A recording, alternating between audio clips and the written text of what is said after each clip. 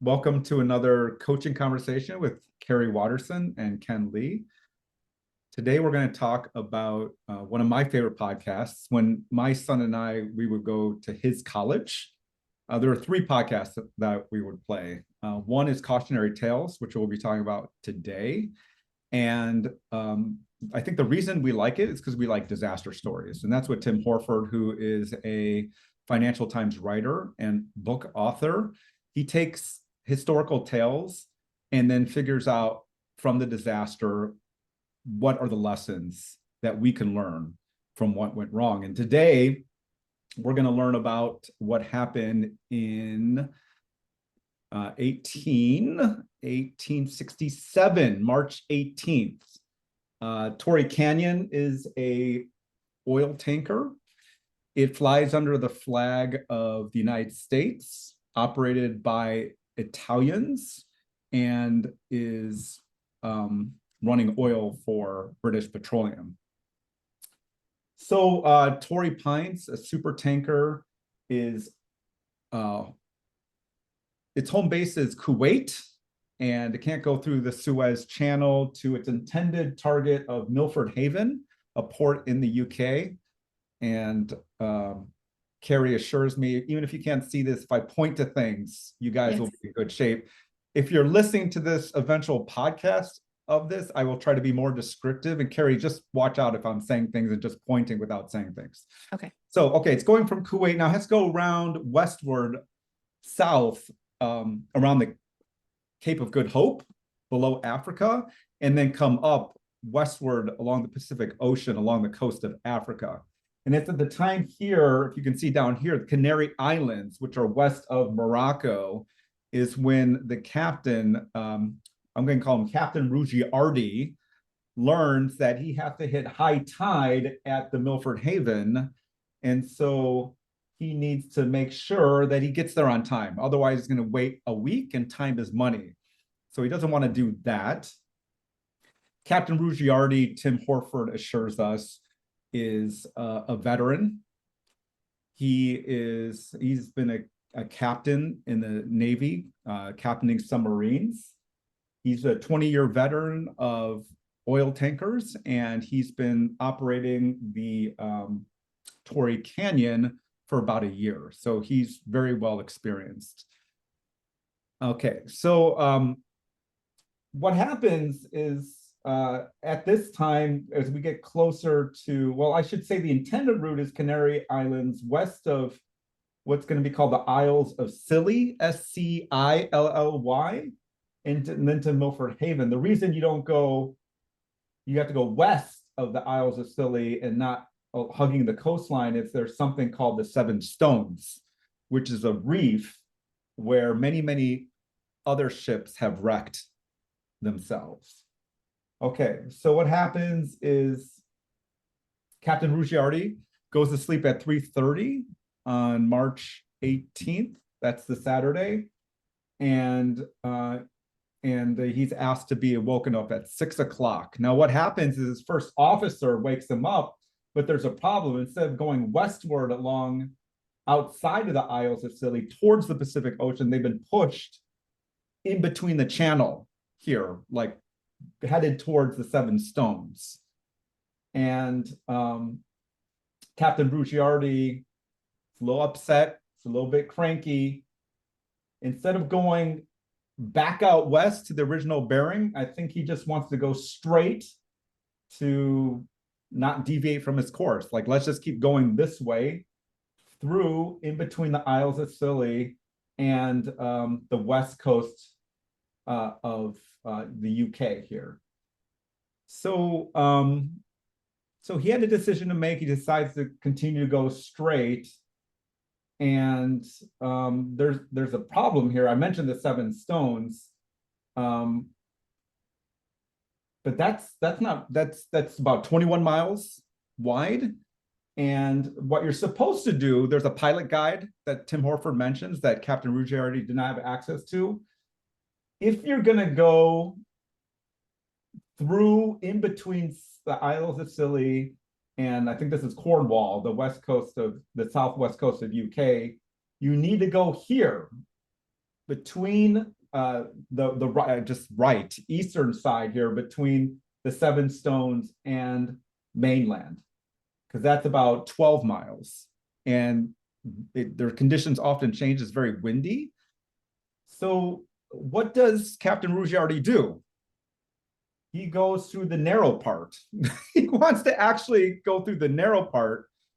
And it's not explained why, but I think it's just maybe closer to him. You know, it's not, but and it goes back to his intended route as you see here on the board. So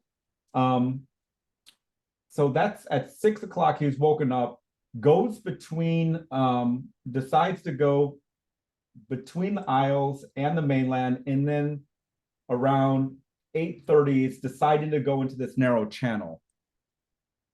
Now, I want to just quickly get up to speed. Am I missing anything up to that point in that story? Because there's a lot that goes on, Kari. If there's anything that you think I'm missing, just go for it, and then we'll continue. I think the main thing is that Torrey Canyon is a huge oil tanker. I think it was carrying over what 100,000 is it units or barrels or Tons, maybe? tons? Yes, tons of petrol, of crude oil. And so it was an enormous tanker. The oil tanker itself was in great condition, but there were extenuating factors that I think led up to the situation that you're going to describe. One of them being, as you mentioned, that because it is such a large vessel, they had to arrive in port during high tide, obviously, because it is such a large vessel. Otherwise, there was danger that would run aground, right? And so the whole point of trying to get there by, I think it's 11 p.m. on a certain night, was because then they would actually be able to get into port. Otherwise, they would be stuck, like you mentioned, not having access to that tide to bring them in. Is that right? Yeah, thank you. Those are all really great details. And I think the high tide is also important because it's hard to see the reef at high tide as yes. well. And there is a beacon, right? A lighthouse or something like that. Yeah, there's a lighthouse sitting right on the reef. Yeah, exactly. Yes. Either way, so he was under a time crunch, which added to the heightened, probably, nature of the plan that he chose, which was to continue his current course of action. Awesome. Back to you, Ken. Much. Thank you very much, Kari. Take the mic back. So at 8:15 a.m., the junior officer, so going back, there's a windy conditions, currents are going fast, so you need to take bearings often and accurately. The junior officer who is in charge of taking the bearings is actually unsure if his bearings are accurate, but he doesn't speak up. And we can maybe talk about that later, if that contributed to the accident or not. And then at 8:30 a.m., the ship stops turning left into the narrow channel because there's two fishing boats and he doesn't want to cut their fishing lines. So he waits for the boats to pass and then he resumes going left. Now, what he finds out is he actually works with the junior officer to take those bearings because something is wrong when he looks at the officer's bearings, and he realizes he's really, really off course, but yet there's still time to steer left and get out of this channel and just go to open seas. Instead, he still tries to turn into the channel. And then what happens here is that the ship doesn't turn. And what's happened here, and this is only found out later, is that the autopilot was accidentally disengaged or engaged. So if the autopilot is engaged, you can't manually steer the boat. And so by that time, he can't steer all the way and he runs aground on the Seven Stones. So that is what happened. It's the first ever oil spill of its kind. And the question is, what went wrong? I'm going to go through a list and then I'll turn it over to you, Kari, and you tell me what you think stands out and what went wrong. But was it bad luck? The external circumstances that you talked about with the pressure of trying to get to high tide? the channel, I mean, the winds and the currents pushing the ship a certain direction. That officer who screwed up the bearings, and then even with screwing up the bearings, he didn't tell anybody about that. Overconfidence, perhaps. He's a submarine commander. He's done this before for many, many years. Lack of sleep. The disengaged steering wheel because it was on autopilot. The lack of communication. I didn't actually mention that, but there's several points in this. One of them being when the first officer actually finds out that they're off course, he's like, I don't know what the captain intended. And the other lack of communication was the captain was steering into the narrow part of the channel. The crew had no idea what he was doing. He never communicated that. Or something where he just, his whole decision-making process was to stick to his bearings, his original course. However, whatever came up, whatever obstacles came in his way, his whole idea of I must stick to my course. So there's a lot of things that went wrong. Is there anything that stood out to you, Kari? Well, I think as you and I were talking about, Tim Horford, who is the one who is the author of this podcast, who has an amazing storytelling ability to take something like that and relate it to principles of everyday life, business culture, etc.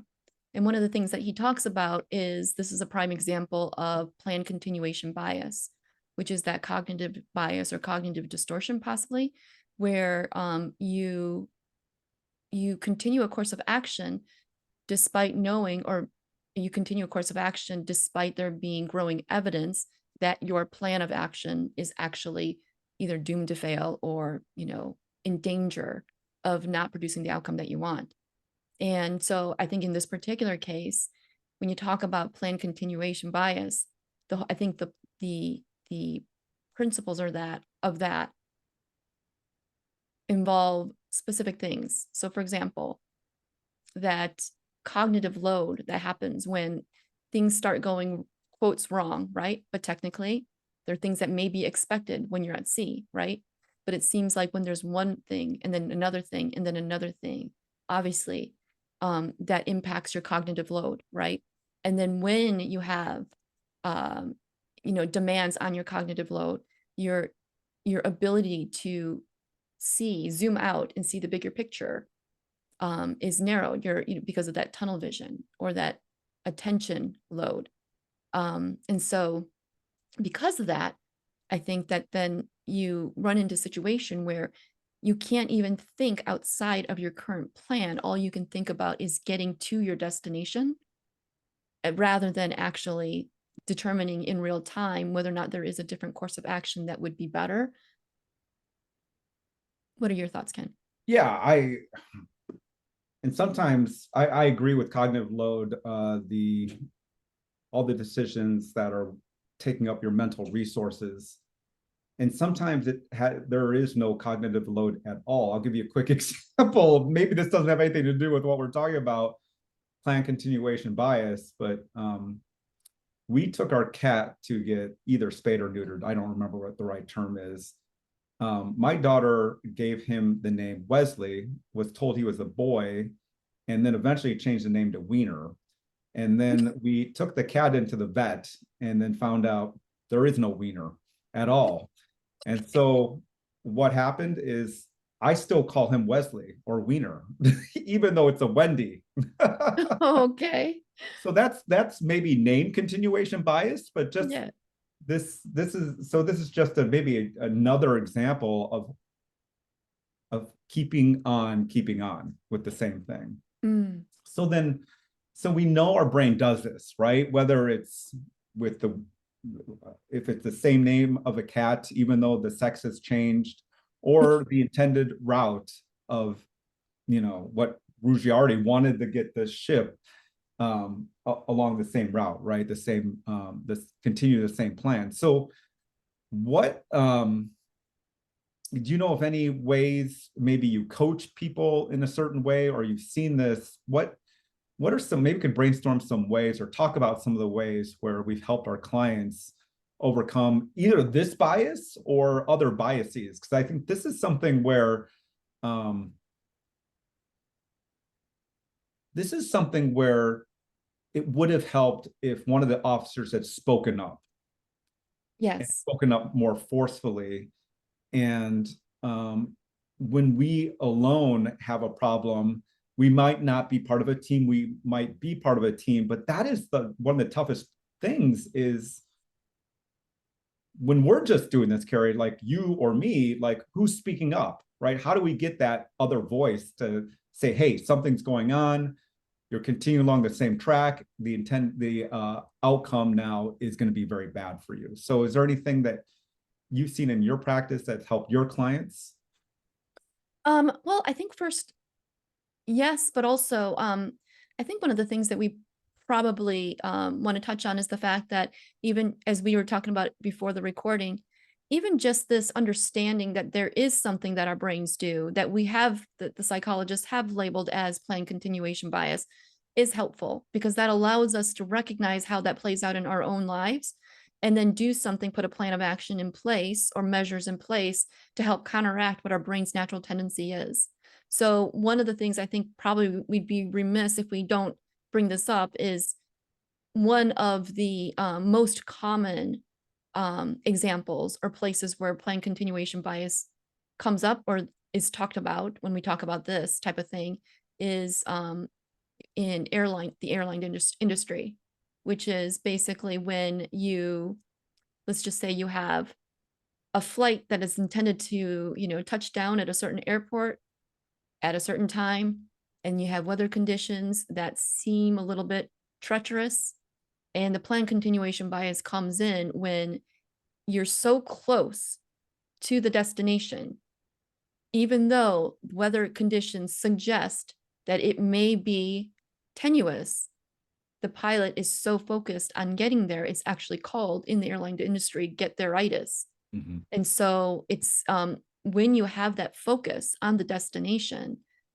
you can have such tunnel vision that you don't necessarily see the warning signs that suggest that it may not be the best course of action to actually land there as opposed to deplaning someplace else, right?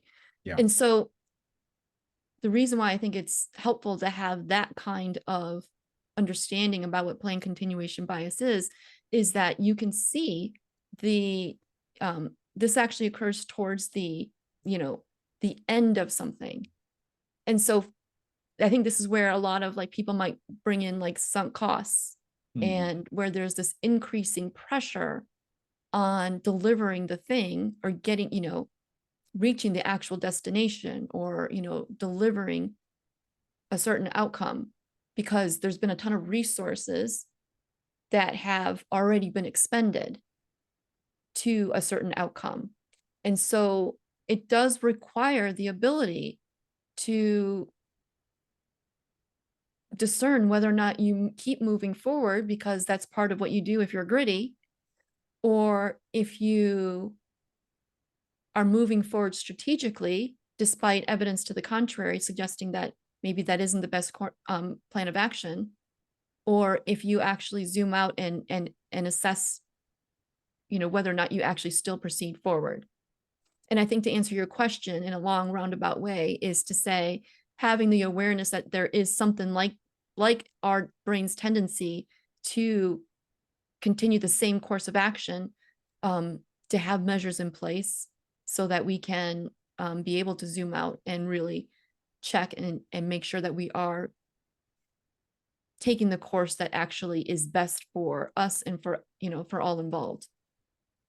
Yeah, in organization, well, speaking of the airline industry, where you talked about get their itis, they've enacted measures or training to make sure that they can prevent or limit get their itis. They call it crew resource management, just a beautiful term. It's so great. Interesting. Yeah, CRM, crew resource management. The essence of crew resource management is to train in crisis situations where all the crew is asked to speak up, regardless of rank. And I think that's what maybe happened on Torrey Pines. It's like, this guy knows what he's doing. We're going to trust him, right? This Captain Giardi. Also, I'm a junior officer. I don't have that rank. I don't have maybe the experience, and maybe I've been yelled at. Like a lot of time we've heard that Ruji already in this story, he's yelled at his people. So maybe they don't have the confidence or the wherewithal to actually speak up. But so people are trained in crew resource management. Everyone has a voice. And when you see a problem, say the problem. That's, Um, yeah. yeah. That definitely goes to the ability to feel safe speaking up.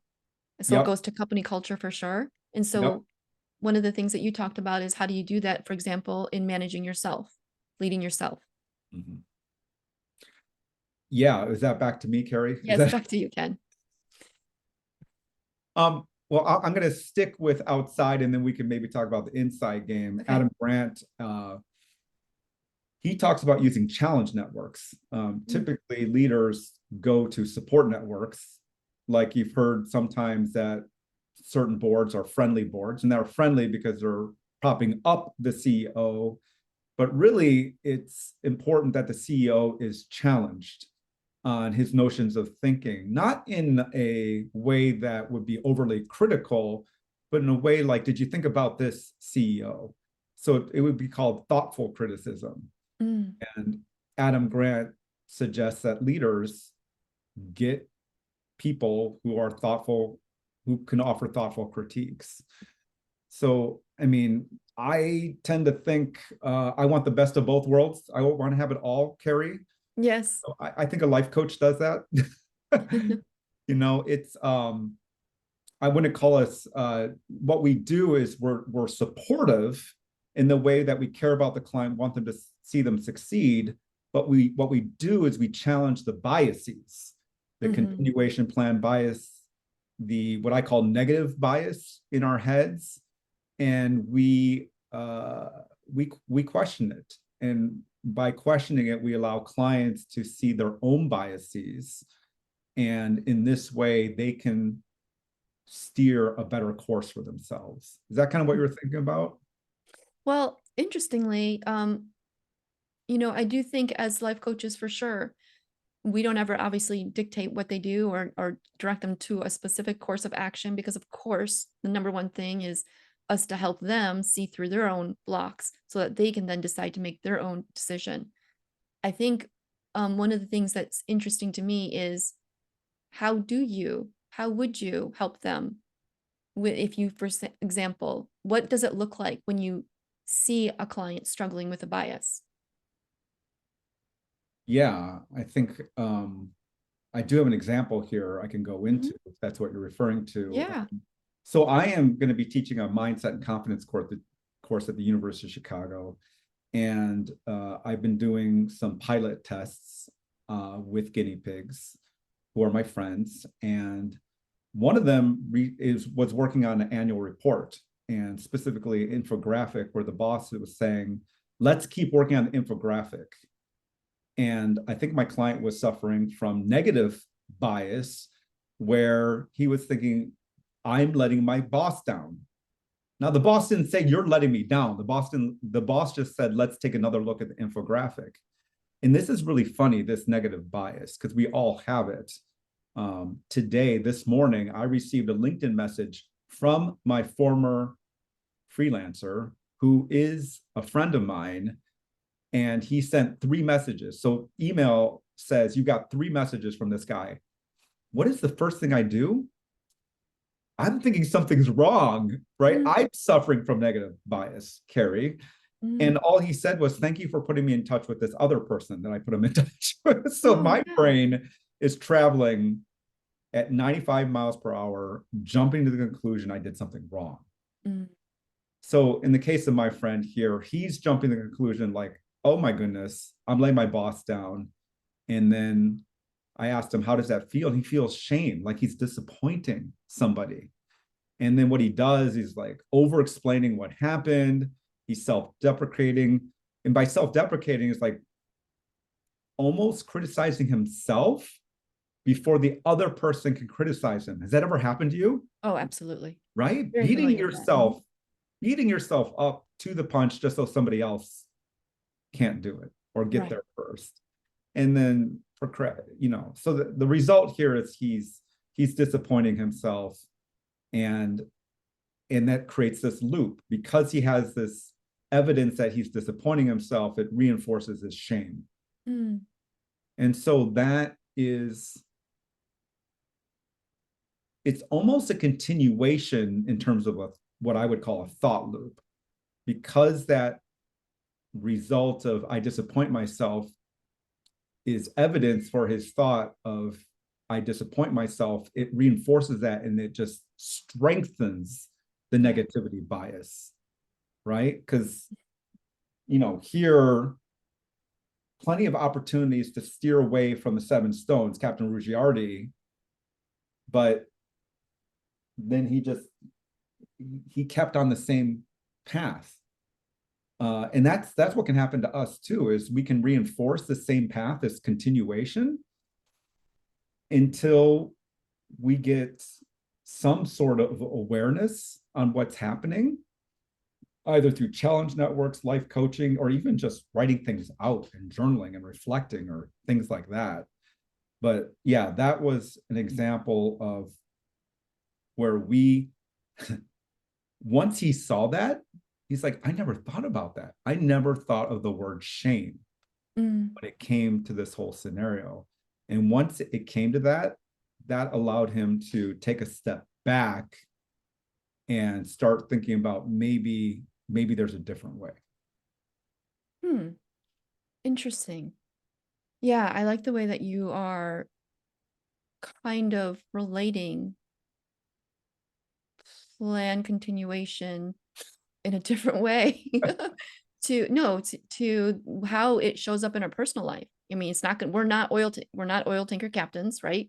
Yeah. And we're not pilots, but there's certainly in our everyday lives, even the podcast host was talking about it in his personal life, Yeah. how things can just in your daily schedule just compile and compile and compile, and you try to, as things get crazier and as logistics get more hectic, you're trying to still make things work until that breaking point where you're like, what are we even doing? And you're able to like step back and say, hold on, this is not working, and what can we do, what actually needs to be done, right?